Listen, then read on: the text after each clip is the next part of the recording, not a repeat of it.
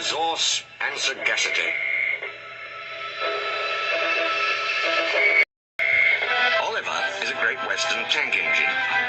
The other railway wants to scrap it, so he ran away. Bell, his faithful coach, came too. And so did Toad, the brakeman. At the last moment they were nearly caught, but Douglas saved them. The Fat Controller was pleased, and said that when Oliver was mended, he could help Duck with his branch line. "We'll give you Great Western colours, like Duck," he said kindly. "That will help you to forget your troubles." "Oh, thank you, sir," said Oliver happily. Duck's branch starts from the big station. When Oliver started work, he often met other engines there.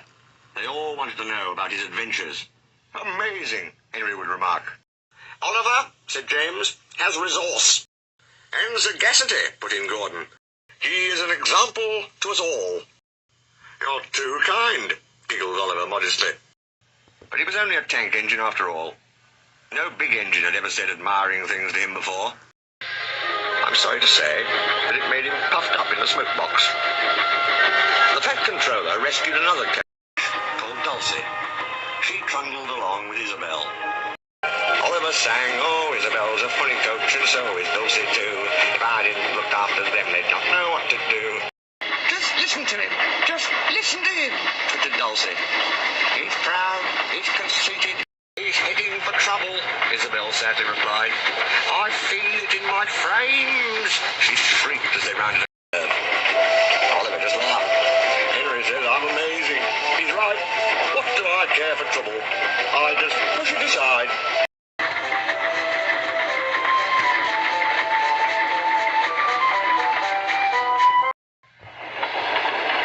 All trucks are badly behaved, but ballast trucks are worst of all. Donald, Douglas and Duck warned Oliver about this. "You think I can't manage?" he said huffily. "Gordon knows better.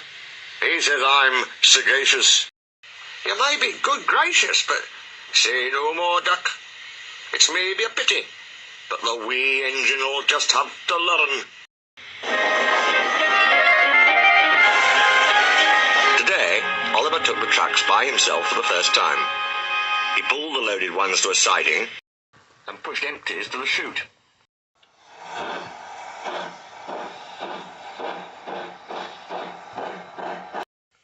Then he came back full of confidence to take the loaded wagons away. The loaded trucks were comfortable and didn't want to move. They had just realised, too, that they had a different engine. "Duck, we know," they grumbled. "And Donald, and Douglas. What right has Oliver to poke his funnel in here?" "Look sharp," puffed Oliver. "Smartly there. That's not the way to speak. Pay him out." The trucks moved off easily. And Oliver thought he had them in control. "Trucks," he told himself proudly, "don't play tricks on me. I'll arrange them on the middle road and start away as soon as Duck arrives. I can't understand why he says they're so troublesome." They reached the station's throat. Oliver's brakes came on with a groan, but the brakes were useless against loaded, surging trucks. Forward yelling, "On, on, on, on, on!" Oliver fought hard, but still they forced him on and on and on. Their efforts slackened at last. "I'm winning," he gasped. One moment his rear wheels were on the rails, the next they had none, and he was bunkered down in the turntable well, with a deluge of ballast all round him. When Duck arrived, he was stopped outside the station and fled to the platform. He surveyed the wreckage. "Hello, Oliver," he remarked. "Are you being a good gracious engine?" "Beg pardon, of course, but we don't really like that sort of surprise." "Donald and Douglas will miss their turntable." Later that day, Donald and Douglas spoke pungently in Scots, and the Fat Controller spoke pointedly in English.